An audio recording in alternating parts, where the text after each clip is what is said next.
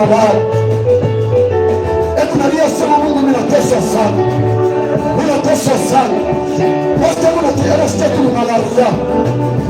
Naweza kupembeni atasema auteswe ndugu yangu, auteswe hapana. Niyo njoni kunateswa. Basta Mungu nalikwambia leo kwa ushuru. Juli kumshike. Wewe unapumzika vya bure. Wewe unatembea vya bure.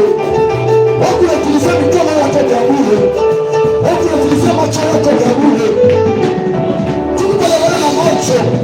Wewe unatafuta. Tukubalana na mashiki yake. Wewe unatafuta mashiki yako. Tukubalana na wasema yake. Wewe unatafuta unafungua kwa kinywa. Waseme kwa kama ujue. Haya ni juu ya Mungu. Kama unaposhuhudia mkate ni juu ya Mungu. Unashukuru kwa Mungu. Unamshukuru kwa Mungu. Hata unashuhudia watu.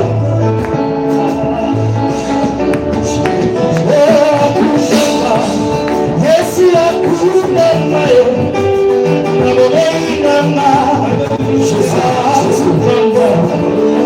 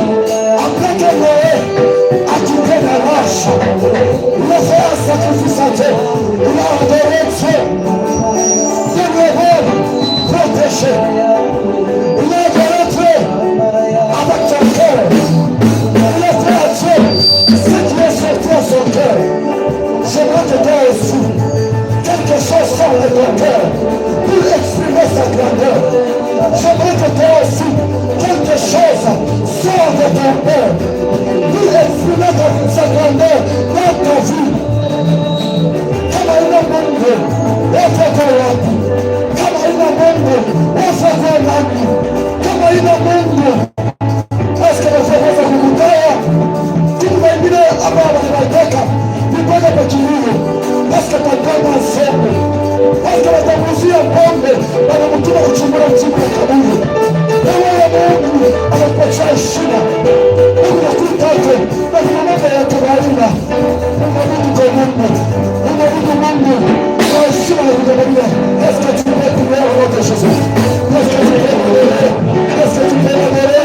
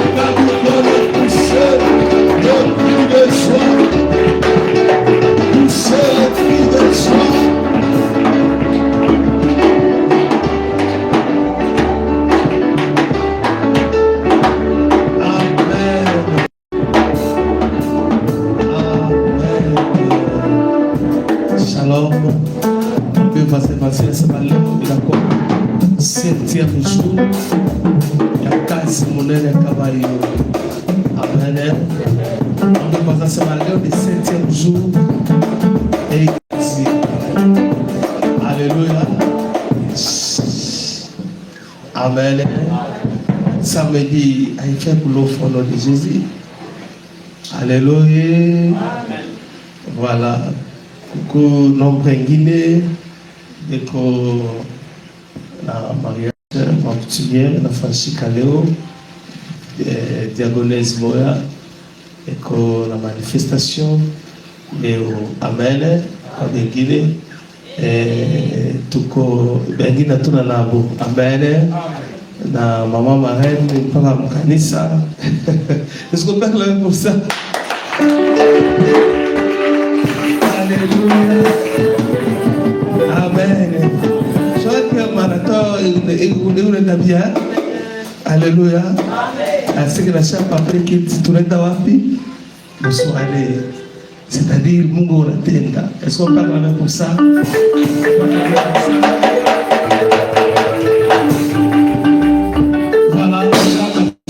Kwa sibote malgré tulianza dimanche jour pour jour ukwapo Mungu tena akone na Mungu tena akuwezeshe au nom de Jésus Christ.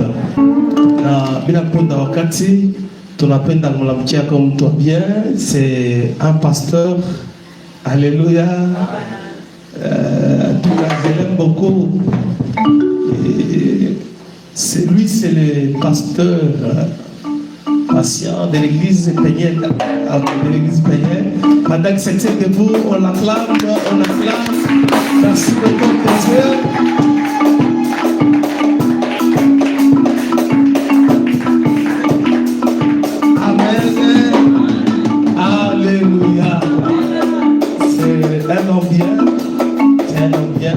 J'aime beaucoup. Il évolue et Toyota. Amen. Et sans plus tarder, nous voulons passer à la parole de Dieu.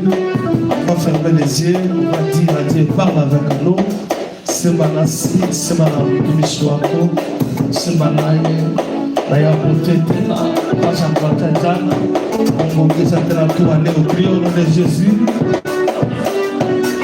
Merci Jésus, merci Père de Dieu. Gloria Shai, Nazaria, Barikiwe na Mshimile.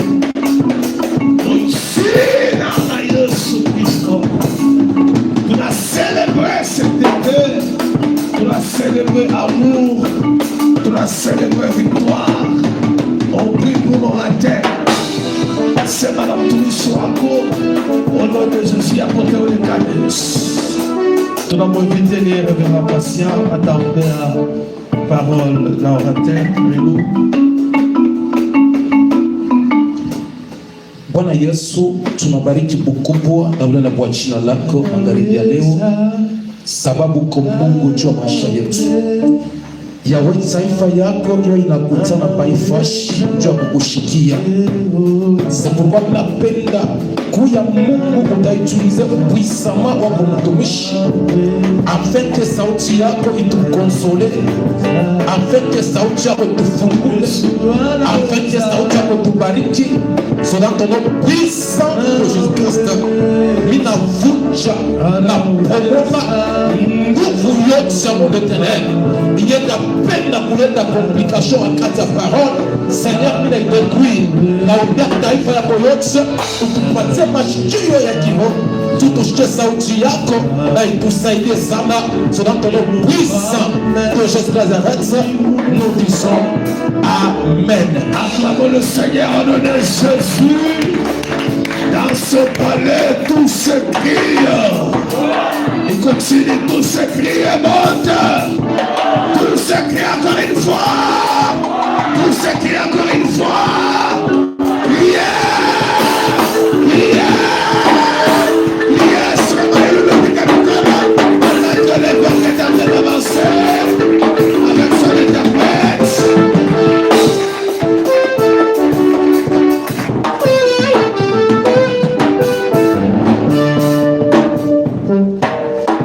Amen, amen.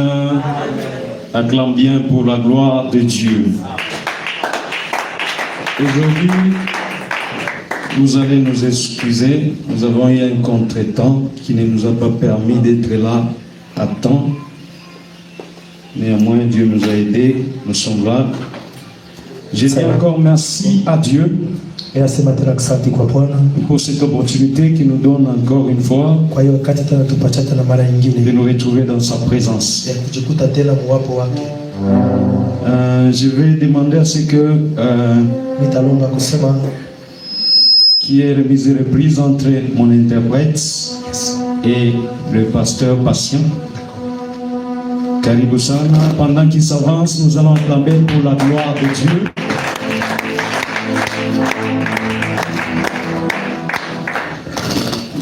Nous avons voulu à ce que la grâce de Dieu dans la vie de l'homme de Dieu ne puisse pas chômer.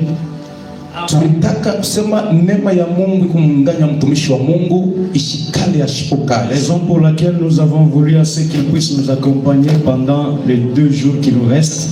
Ndio kwa maana tulipenda atushindikize kwa mashiko mbili na baki. C'est pour moi un fils. Kwake mie ni kwake mtoto. C'est quelqu'un avec qui on a fait un long parcours dans le ministère. Iko mtu moya mwenyewe tusaidia sana mkazi ya Mungu. Alors nous acclamons patient au nom de Jésus-Christ. Amen. Amen, amen. Amen. Hier nous avons parlé de la vision. Jama tulisemezea juu ya onyo. Nous avons parlé des 3 formes de vision. Tulisema namna 3 ya onyo ainsi que de 3 na namna 3 ya matengenezo, parce que chaque vision est étroitement liée à une provision. Sababu kila onyo inekanaka paka na mbatana na matengenezo, et chaque vision s'accomplit toujours dans un temps bien donné. Na onyo yote inatimizikaka wakati ya kueleana. Raison pour laquelle nous avons parlé de la première type de vision. Ndio kwa maana tulisemezea juu ya onyo ya kwanza, c'était la vision de Dieu. Ilikuwa ni onyo ya Mungu. Et la deuxième vision, c'était la vision de l'homme de Dieu. Na onyo ya pili ni onyo ya mtumishi wa Mungu. Et la troisième vision, nous avons parlé de la vision des hommes. Na onyo ya tatu tulisema ni onyo ya bantu. Alors nous disons merci à l'apôtre Abel, tunasema asante kwa mtumishi wa Mungu Abel qui continue à nous donner encore confiance. Vile tena anatupatia ile confiance. Je dis merci à toute l'église Parole de Vie. Ninasema asante kwa kanisa yote mzima ya Parole de Vie, parce que vous nous avez reçus hier et voilà qu'aujourd'hui vous nous avez encore fait confiance. Sababu mulitupokelea jana kisha leo tena mko pale ndio kutushikia. Alors soyez bénis au nom de Jésus. Mubarikiwe kwa jina la Yesu Kristo. Soyez élevés au nom de Jésus. Munyanyuliwa kwa jina la Yesu Kristo. Recevez la grâce de Dieu au nom de Jésus. Neema ya Mungu kwa jina la Yesu. L'action de Dieu puisse encore être déversée sur vous. Mafuta ya Mungu tena mwandike yule yeye. Et c'est là au nom de Jésus-Christ. Yote ile kwa jina la Yesu Kristo. J'ai promis qu'aujourd'hui on allait parler de quelque chose d'important. Mililaka kusema leo tutasemezea mambo moja mafaka kabisa. Nous voulons parler de la deuxième provision. Parce que la première provision, nous avons dit que c'était une provision spirituelle. Alors la provision spirituelle, c'était une provision qui n'était pas humaine. Alors cette provision, c'était la présence de Dieu. Raison pour laquelle Moïse dans Exode 33 a dit ceci. Seigneur, je n'irai pas avec un ange. Mais si toi-même tu ne pars pas avec moi, je ne sortirai pas d'ici. Alors nous avons parlé de l'importance de la présence de Dieu. Alors pour accomplir une vision, le premier moyen pour pouvoir accomplir une vision, nous avons dit que c'était d'abord la provision spirituelle. Et cette provision spirituelle, c'était la présence de Dieu. Alors, qui a une vision, mais un homme sans Dieu, cet homme ne peut rien faire. Je vous donnerai un exemple. C'est l'exemple du fils prodigue. Cet enfant était perdu. Cet enfant a réclamé sa part auprès de son père. Il est parti, mais son frère est resté auprès de son père. Lorsqu'il est rentré en lui-même, il s'est dit qu'il faut que je rentre auprès de mon père. Auprès de mon père, il y a tout.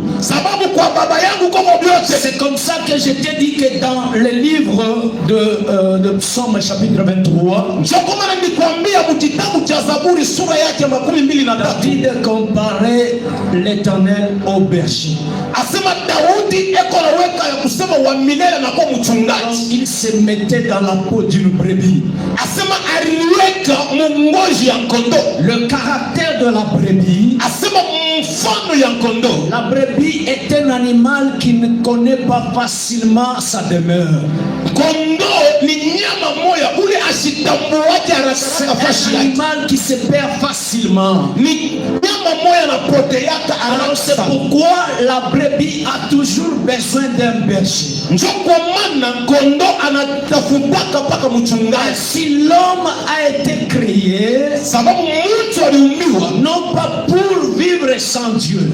Aina tu aishi bila Mungu. Vous savez, même les plantes, munayua hata quand vous voulez déplacer une plante, kama munafia kuitosha ndio kuipeleka. Si tu veux t'imposer pour déplacer la plante, kama unafia kusimama njoo ya kuitosha ile mtu que tu vas perdre la plante. Ni kusema utaipotosha ile mtu. Alors pour mieux déplacer la plante, njoo ya kutosha ile mtu ipeleka fashi nyingine. Prendre même une portion de terre autour de la plante. Sinapendeza kubeba hata kipande kimoja cha udongo permettra de déplacer aisément la plante. Njoo ile itafanya uipeleke mzuri. Pour dire quoi, quand Dieu créait les plantes,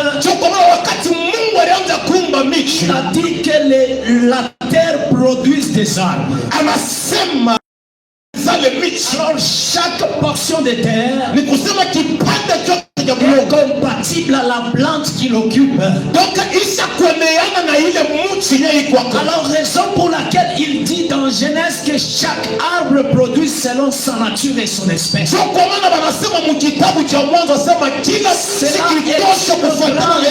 Cela est une grande.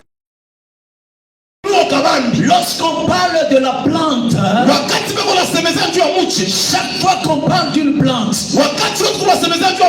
Dieu est en train de parler de la vie d'une personne. Alors lui-même, Dieu étant le champ. Et lorsqu'il parle de la plante, chaque plante est appropriée à une terre. Ainsi chaque poisson a sa rivière.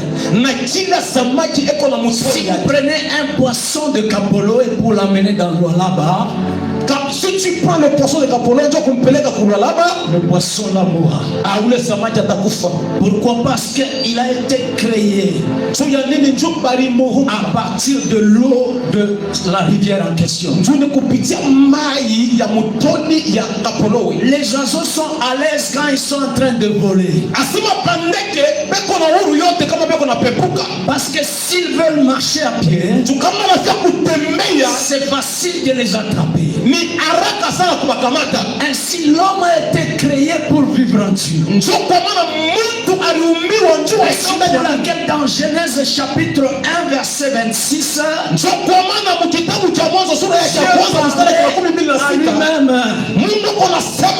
Il y avait 3 personnes qui constituaient une seule personne. Le premier c'était le Père. Le deuxième était le Fils. Le troisième était le Saint-Esprit. 3 personnes constituaient une seule personne. Alors Dieu dit que faisons l'homme à notre image, selon notre ressemblance, afin que cet homme domine sur tout ce qui se met sur la terre. Pour la gloire de Dieu. Acclame pour la gloire de Dieu. C'est pourquoi un homme sans Dieu, c'est un homme perdu. 1 Corinthiens 2 verset 14. L'homme animal ne comprend pas les choses de l'esprit. Au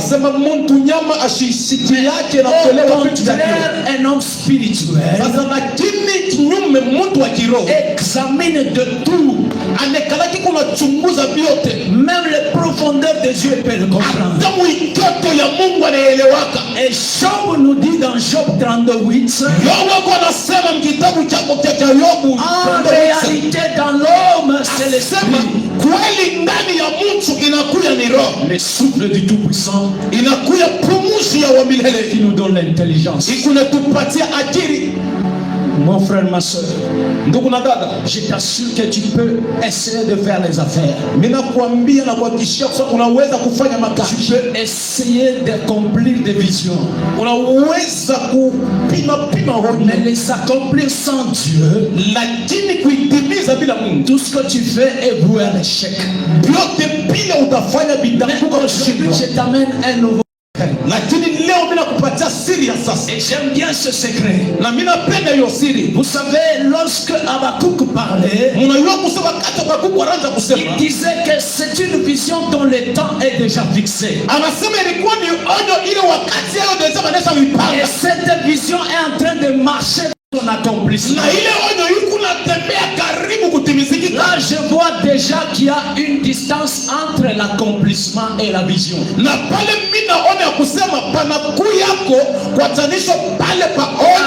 a un espace entre la vision et son accomplissement. Lorsque Dieu te promet quelque chose, lorsque Dieu te donne un projet, même Dieu sur le plan spirituel commence par accomplir cette chose. Alors il y a un espace qui sépare la vision de l'accomplissement.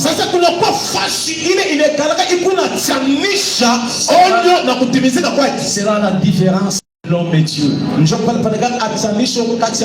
Raison pour laquelle hier je t'ai parlé que notre Dieu c'est le maître des temps des circonstances. Ce temps entre la vision et son accomplissement, c'est un temps qui est appelé le temps des événements. C'est un temps d'enseignement. C'est un temps où Dieu met l'homme dans l'atelier. Le temps où Dieu met te forger sur mesure. Dieu veut te donner la forme que lui-même veut. Il prend l'étiquette de celui qu'on appelle potier. Et toi tu deviens l'argile dans sa main. Comme pour la gloire de Dieu. Seigneur, je ne sais pas s'il y a quelqu'un qui m'entend. Est-ce que tu peux réussir de traverser la période qu'on appelle le moment des événements?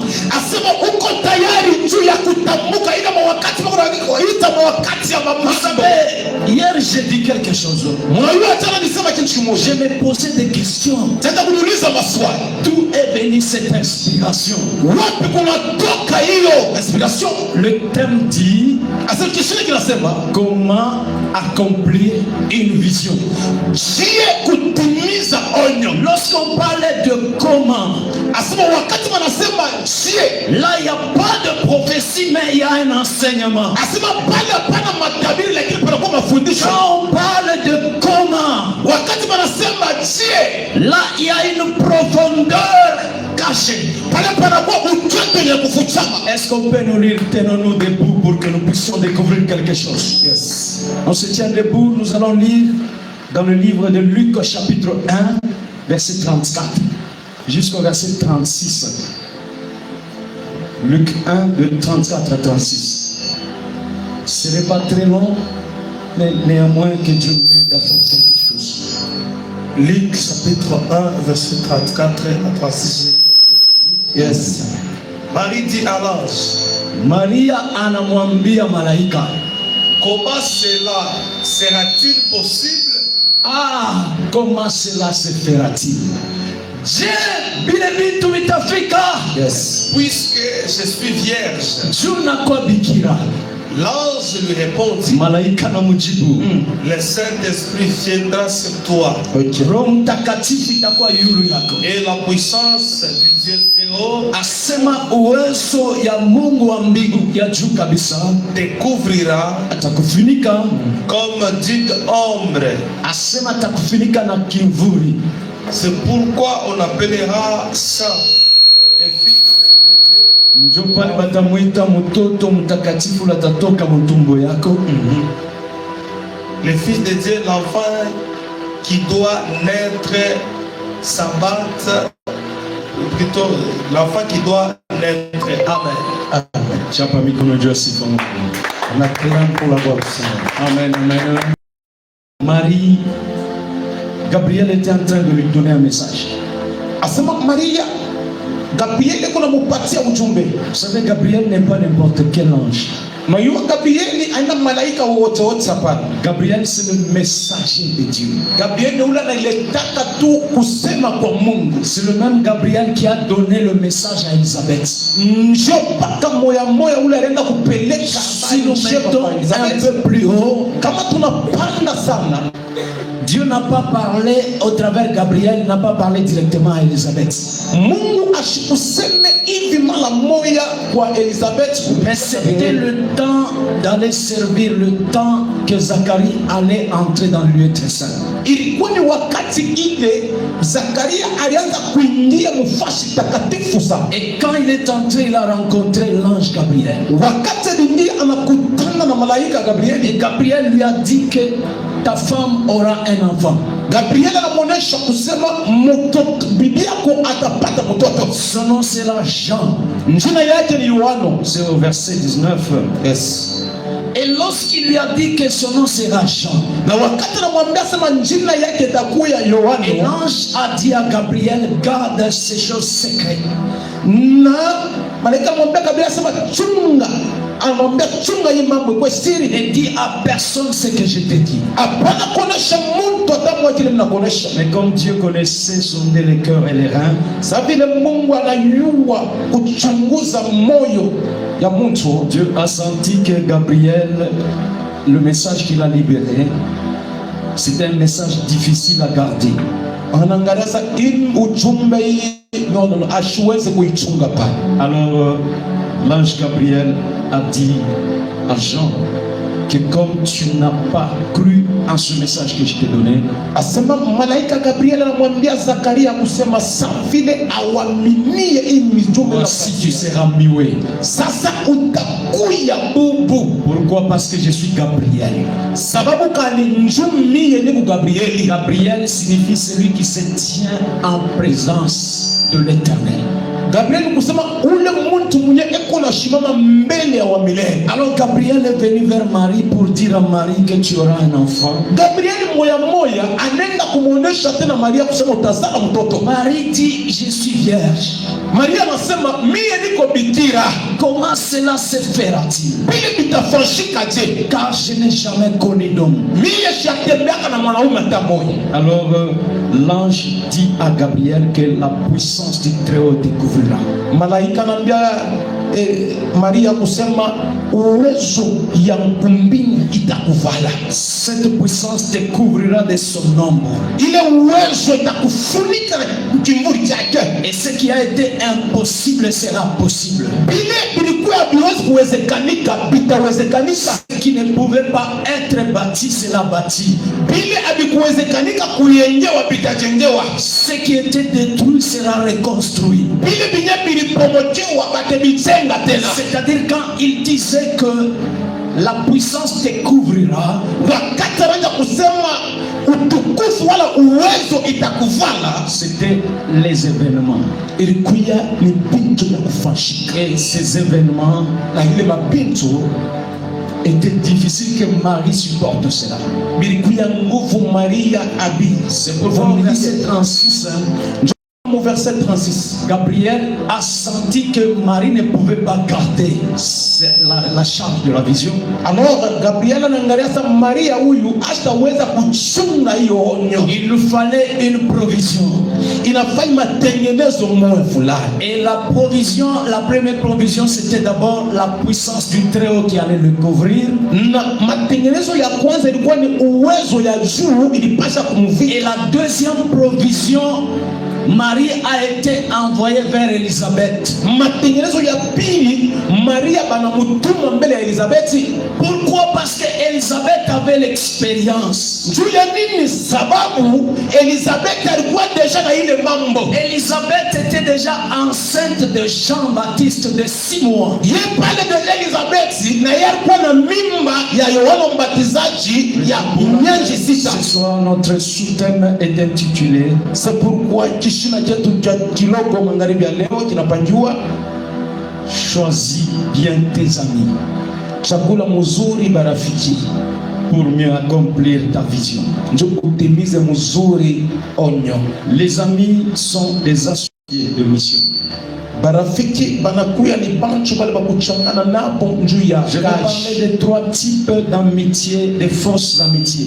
Mintasemezea manamuna 3 ya burafiki bwa bongo. La première fausse amitié, burafiki bwa kwanza bwa bya bongo, ce sont les amis qu'on appelle les flatteurs.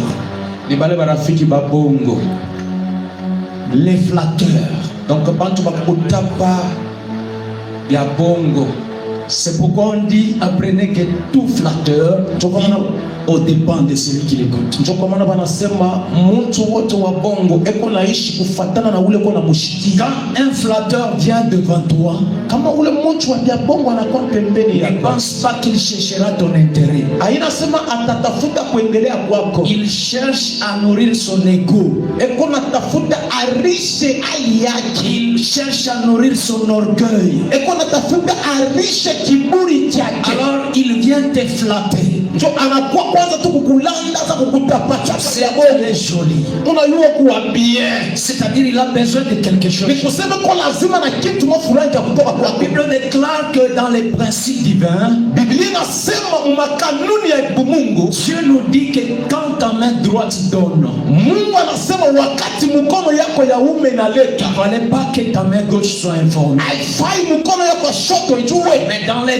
principes diaboliques, Lakini makanuni ya Shetani, le diable ne veut jamais rien sans intérêt. Shetani asifanyake kitu bila kupatia. Quand il donne avec la main droite, Wakati ye analeta na mkono ya ume, c'est-à-dire il te flatte, ni kusema eko na kudanganya, il te dit que tu es joli, eko na kutoka sababu wa tu bien, es riche, uko tu mtajiri, es un homme bien. uko mtu mzuri kabisa. Sache qu'il est en train de chercher à récupérer quelque chose. Unajua kusema eko lazima anyanganye kitu kimoya. Donc il veut seulement toucher ton esprit, Anapenda tu akamate roho yako, afin que tu puisses lâcher quelque kitu mwa chose, fulani, afin que tu puisses céder quelque chose. ndio uwafikie mkatano ya kitu mwa fulani. Écoutez, il l'a fait avec Jésus. Shikia alifanya pamoja na Yesu. C'était dans Matthieu 4.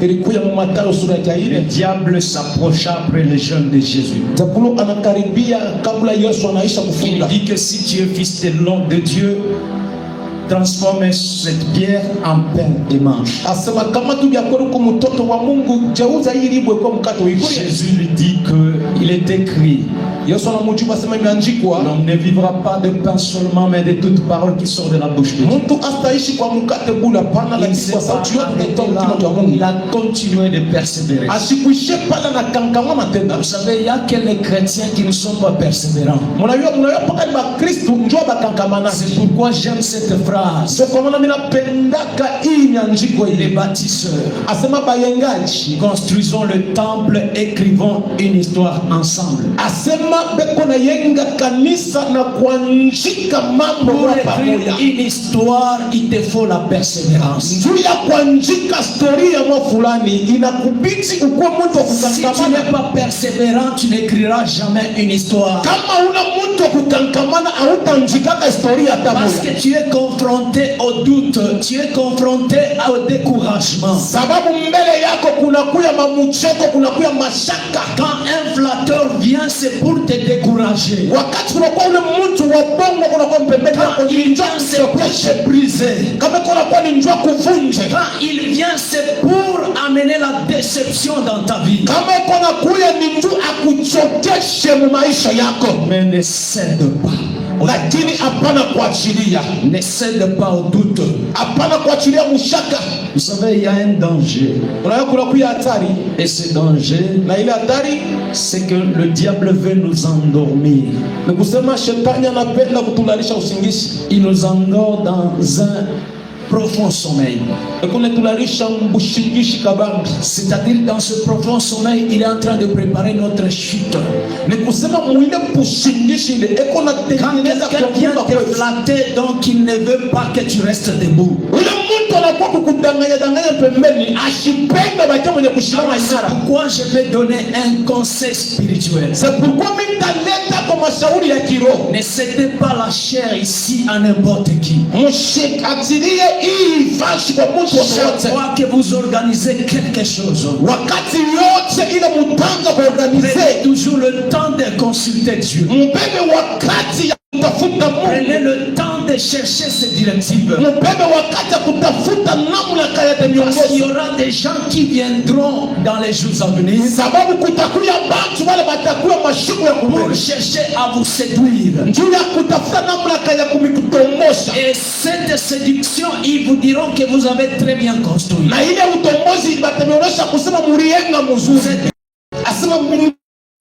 Déjà. Et quand ils seront en train de vous louer, ne pensez pas que c'est pour vous amener encore dans la hauteur. C'est pour provoquer ta chute.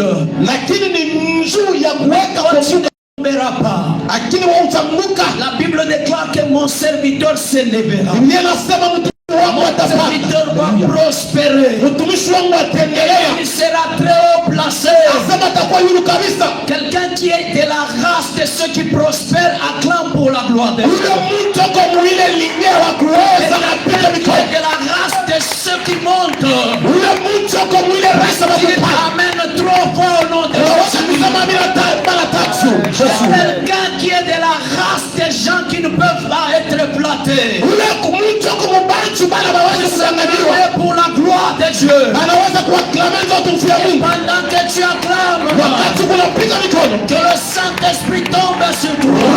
Que le Saint-Esprit te couvre de son ombre. Le Saint-Esprit te fortifie. Le Saint-Esprit te donne la persévérance. Il te donne la force de supporter la vision. Il te donne la force d'aller de l'avant. Pour la gloire de Dieu.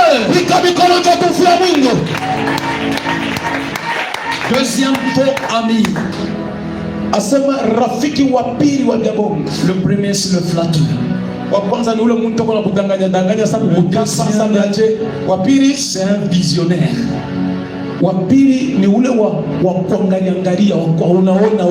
Un visionnaire sans mission. Donc,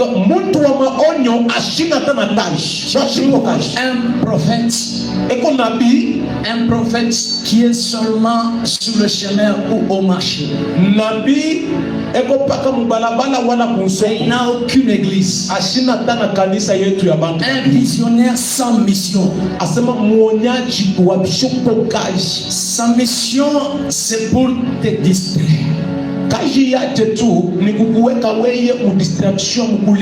Vous savez, les fidèles sont compliqués. Pendant qu'on est en train d'organiser des prières ici à Parole de Vie, mais il y a des gens qui quittent pour aller chercher un prophète. Il y a des gens qui vont à Kolosi, à Lubumbashi pour chercher des prophètes. Vous abandonnez votre église pour aller dépendre de quelqu'un qui a un groupe de prière. Vous abandonnez la vision où Dieu vous a investi, où il vous a planté, il vous a envoyé pour aller chercher un homme qui n'a pas où vous amener. Amen. Vous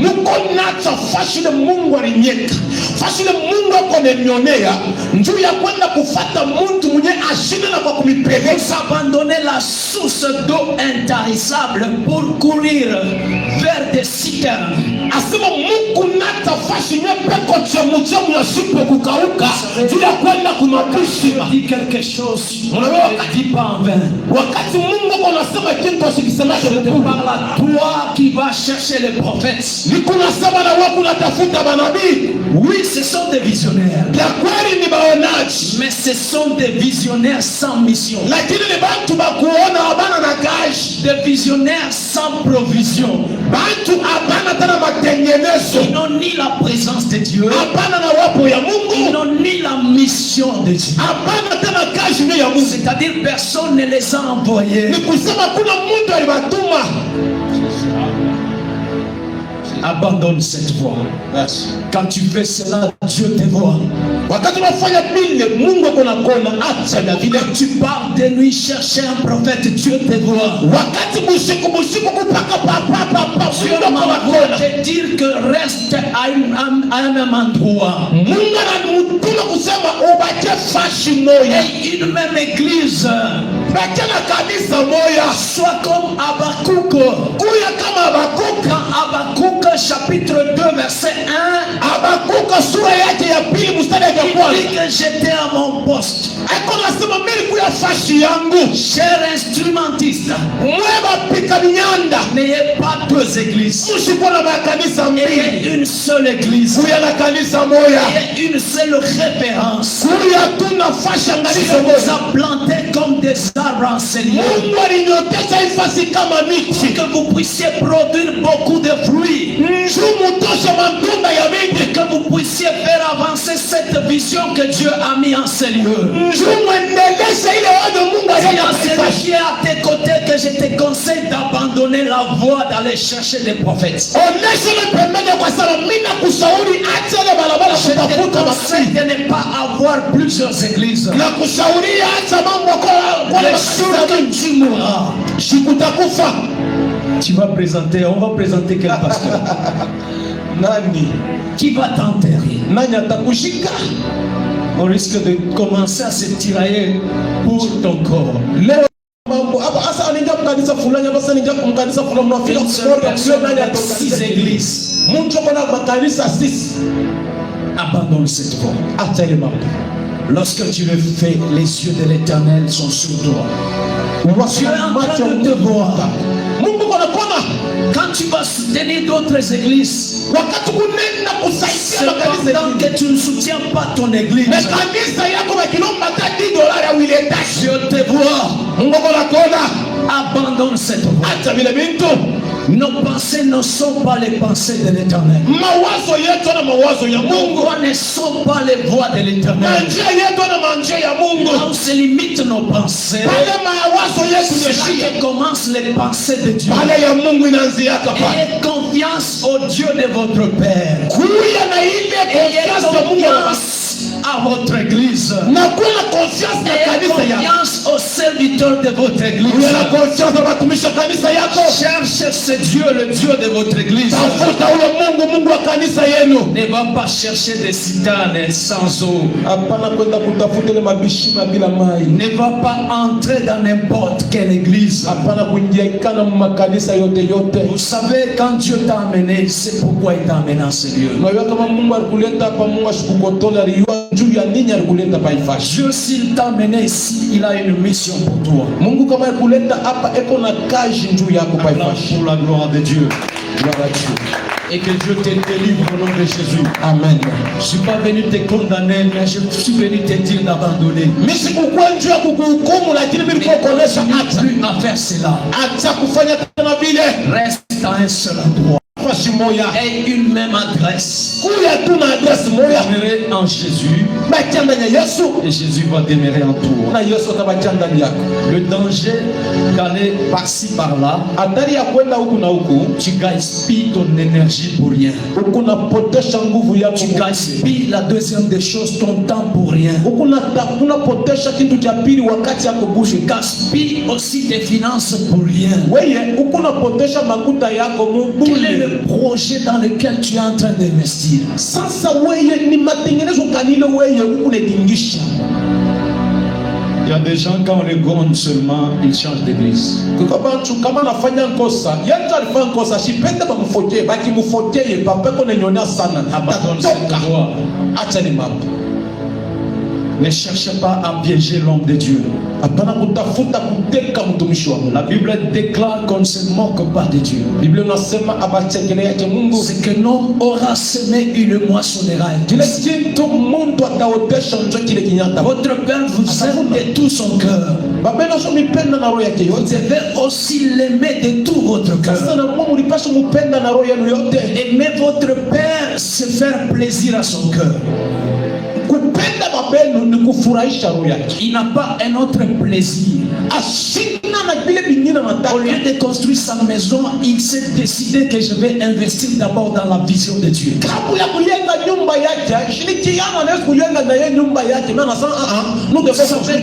De nuit blanche, il est en train de faire pour que cette œuvre puisse s'achever. Alors, pour faire plaisir au cœur de l'homme de Dieu, c'est lorsque tu sors ton argent, tu sors ton énergie, tu sacrifies ton temps, tu investis à l'avancement de l'œuvre de Dieu. C'est la seule chose qui pourra faire plaisir au cœur de votre cœur. Je dis que David c'est l'homme selon mon cœur. Si dit que c'est l'homme selon mon cœur, c'est lui qui fait plaisir à David et de réjouir le cœur de Dieu. Raison pour laquelle dans 1 Samuel chapitre 18 de 1 à 4,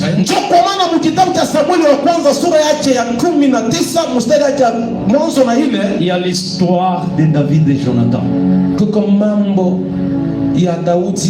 Beaucoup de personnes prêchent l'histoire de Mephibosheth. La grâce que Mephibosheth a eu, il n'a pas eu au hasard. Il l'a eu parce que Jonathan aimait David plus que son âme.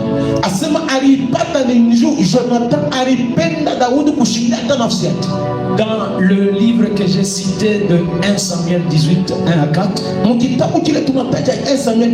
Jonathan va prendre ses armes.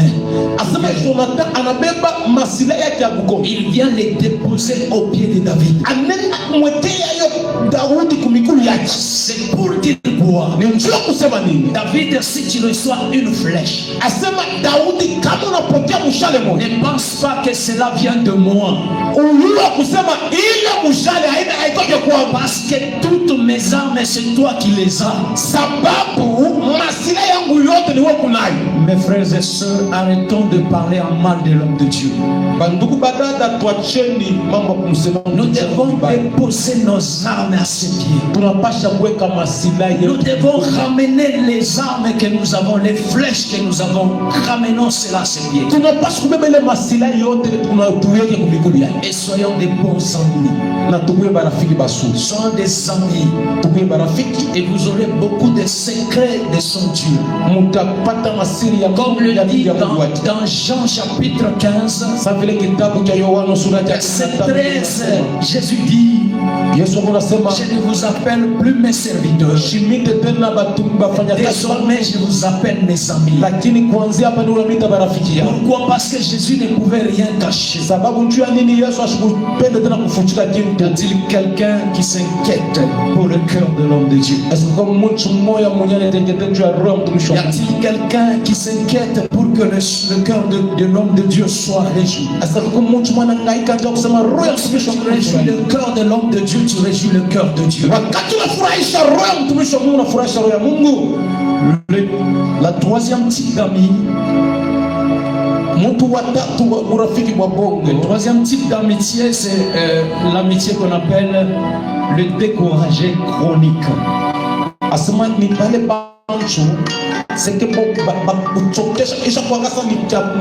Le porteur de rapports négatifs. Si tu veux commencer quelque chose, il est là pour te décourager.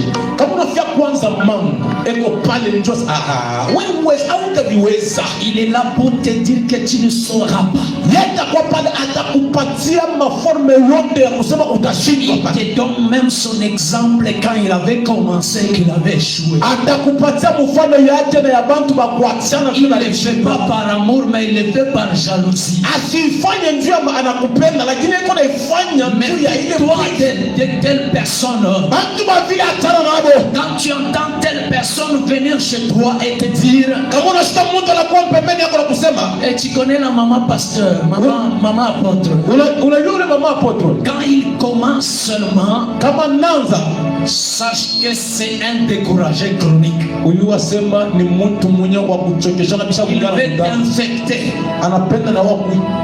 Il veut à ce qu'il puisse détruire ton cœur. Il est là pour prendre les informations de l'homme de Dieu, même les informations que l'homme de Dieu ne connaît pas, mais maîtrise ces informations.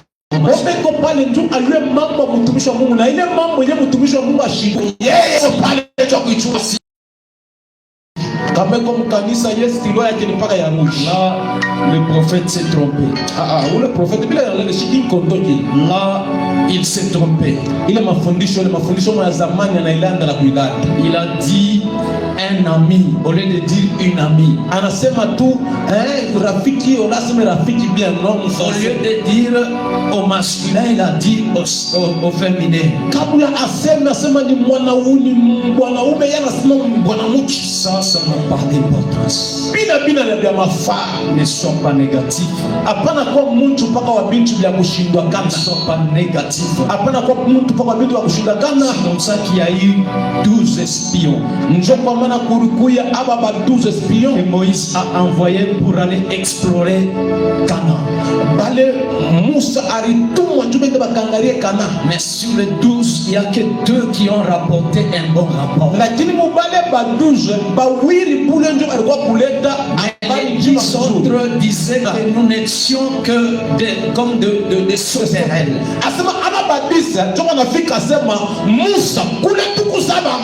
Et parler des obstacles. Il n'y a pas de vision sans événement. La pluie qui est en train de venir est un obstacle. Mais la pluie ne puisse pas vous décourager. Restez déterminé dans votre vision. Continuez à dire, même si tout ce qui est à vos côtés est contraire à ce que vous dites. Même si la nature vous combat, restez positif. Dites qu'avec Dieu nous verrons des exploits. Il va écraser nos ennemis. Soyez persévérants. Lorsqu'on parle de la persévérance, c'est lorsqu'il y a des découragements, c'est lorsqu'il y a des messages négatifs. Raison sur laquelle la Bible dit dans Acte 2:42, persévérer dans les enseignements des apôtres, dans la communion fraternelle, dans le partage de pain et dans les prières. Persévérant deviennent des escaliers. Qui était bloqué, on a construit un mur. Quelqu'un dans sa famille, on a dit qu'il ne franchira jamais le seuil où il est. Je vois le mur devenir maintenant l'escalier dans ta vie. Je voir comment tu es en train de surmonter les obstacles. Je suis en train de traverser même ce qui était comme multiplier. Je suis en train de voir comment tu étais en train de traverser les frontières.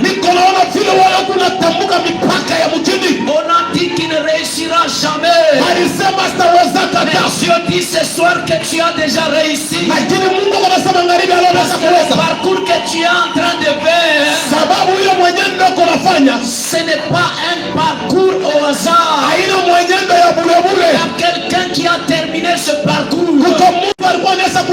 Et voilà qu'il est rentré, il est à tes côtés. Il va te montrer le chemin. On l'appelle le véritable ami fidèle. Il a vaincu la mort. Il a vaincu le péché. Il a vaincu le séjour de mort. Il a vaincu toutes choses. Il a vaincu les dominations. La mort a rendu les clés. Le séjour de mort a rendu les clés. Je peux te dire ceci. Même si on a dit que tu mourras dans cette année, je vois que tu es en train de traverser. Je vois que tu es en train de traverser. Je te vois aller de l'avant. Je te vois monter. Je te vois monter. Je te vois monter. Reçois cela.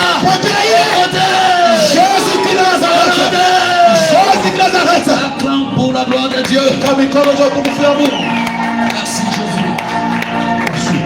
Vous savez pourquoi Dieu a amené Marie auprès d'Élisabeth? Mungu alileta Maria mpembeni ya Elizabeth parce que Élisabeth était supérieure à Marie. sababu Elizabeth alikuwa mkubwa kwa Maria. Élisabeth avait déjà précédé Marie.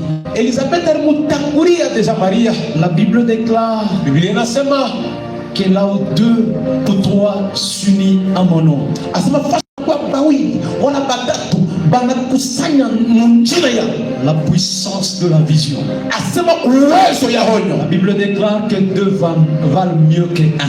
Biblia kunasema bawili banashindia Parce moja, qu'ils ont un bon salaire en un laps de temps.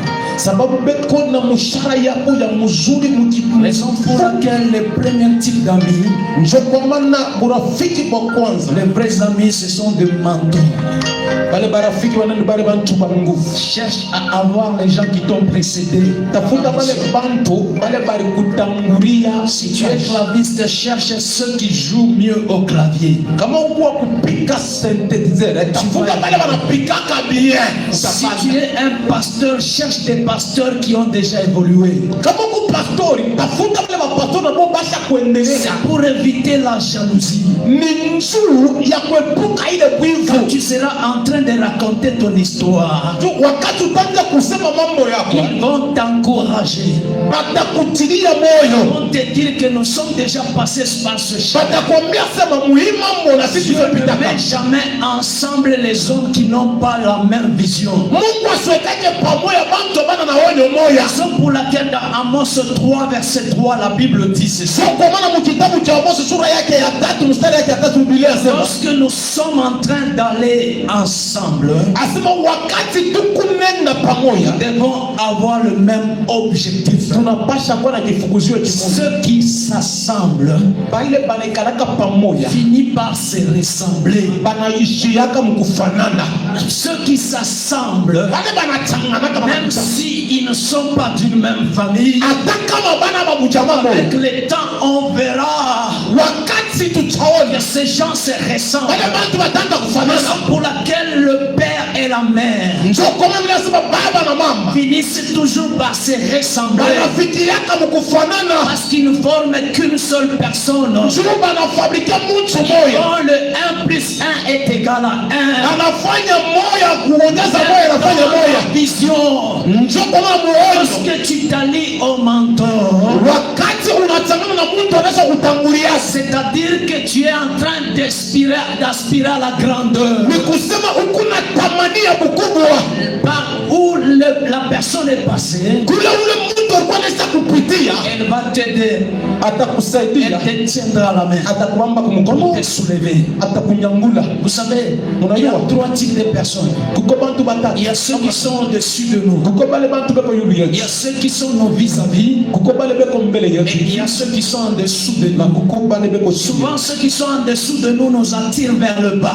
Bale bale kalaka chini, bale kalaka beko ne tukokota Si chini. tu veux avoir un ami inférieur à toi, il va t'attirer vers le bas. Kama unapenda kupata rafiki uko chini yako, Si tu ataanza veux avoir un vis-à-vis, il finira un jour quand tu seras en train de louer le nom de ton Dieu. Kama unapenda kutafuta rafiki ule wako, naona hivi Mungu Quand naye tu seras en train de présenter les œuvres que Dieu a fait dans ta vie, wakati utaanza kutukuza Mungu kunaonesha vizuri vile Mungu cela anafanya va maisha yako, susciter la jalousie. italeta C'est bwizi. ça qui était à la base de l'histoire de cet homme de Joseph.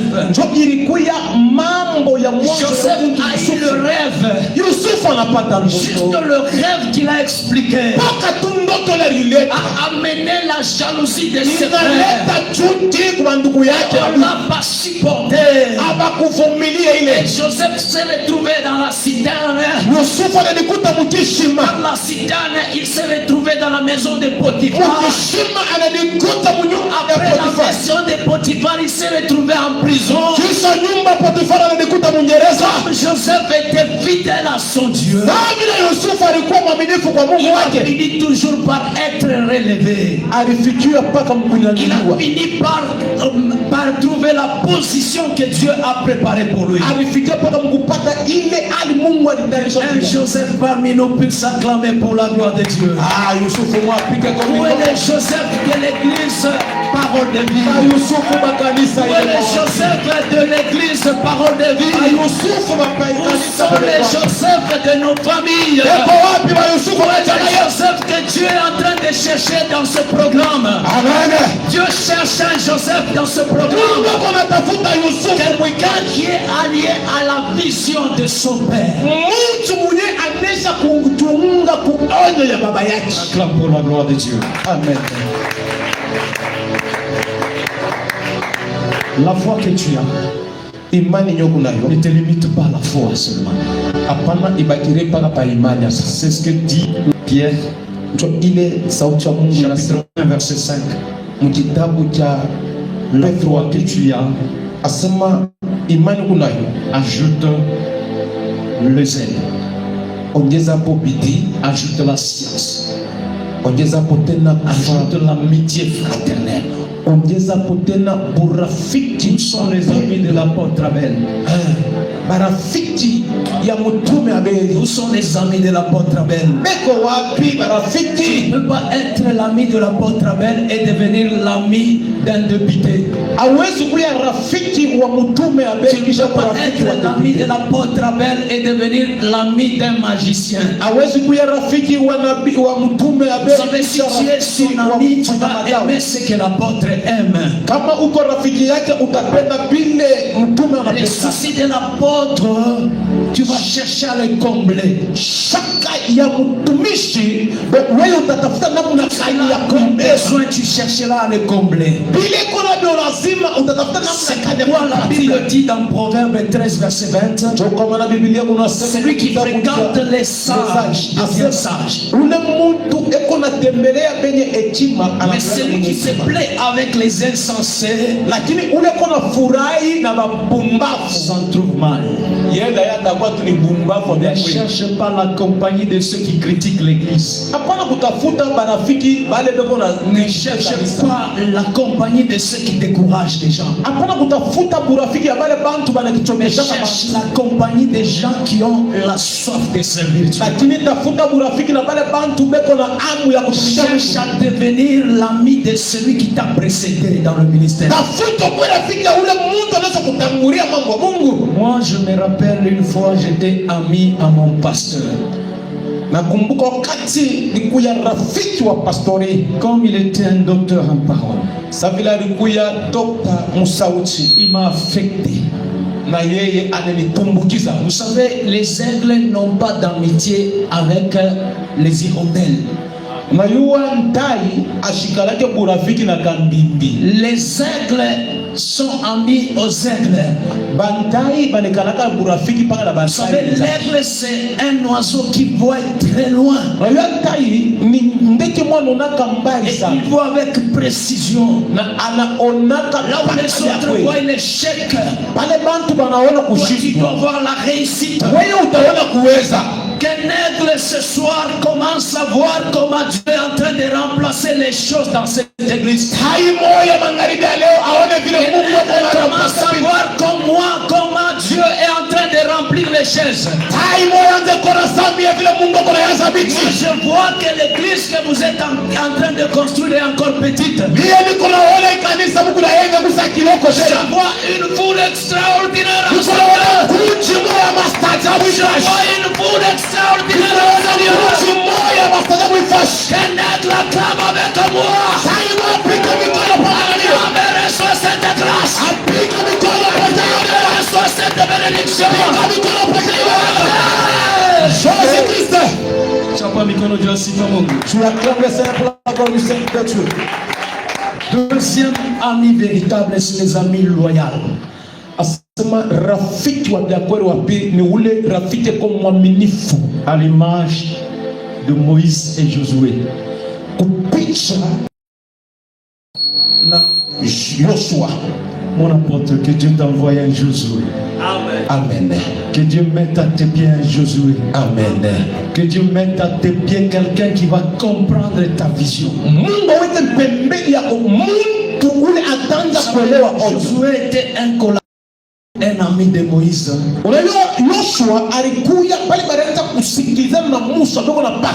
Qui savait comprendre même les gestes que Moïse faisait. Moïse à la montagne met Josué sur le champ de bataille. Il y a des amis qui aiment seulement quand vous avez beaucoup, quand vous êtes élevé. Il y a ceux qui t'aiment même quand tu es dans l'humiliation. Les amis qui vont se battre pour toi. Vous savez, il y a toujours des gens qui viennent peut-être pour saper la réputation de l'homme de Dieu. Cherche un message, un faux message. Il va coller à la vie de l'homme de Dieu. Et de tels messages partent vite comme une éclair. Ça va atteindre rapidement toute l'église. Pour avoir affecté l'église. Mais que Dieu te donne quelqu'un qui sera à tes côtés.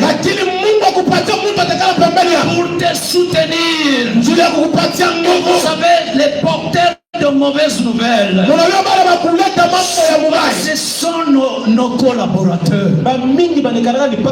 Ceux qui travaillent avec nous, ceux en qui nous mettons confiance. C'est-à-dire quand il veut informer quelqu'un sur ma vie, il est difficile que tu puisses nier. C'est-à-dire qu'il vit dans sa maison, il mange avec lui, il est partout avec lui. Mais qui est cet homme fidèle? Cet homme qui sera comme Josué. Cet homme qui pourra défendre l'homme de Dieu dans les moments de faiblesse. Dans de la vision, il y a des temps qui arrivent. Tu sens que les choses sont bloquées. Que Dieu vous donne quelqu'un qui sera à vos côtés. Amen. Même si vous n'êtes pas là, il sera avec votre femme pour la fortifier. Le dernier type d'ami, c'est l'ami intercesseur. À l'image d'Aaron et Hur. Lorsque Moïse s'est fatigué, ils ont soutenu ses mains. Et sur le champ de bataille, il y avait des résultats. Tiens-toi debout, nous voulons prier. Nous voulons faire des déclarations. Nous voulons fermer la porte aux mauvais amis.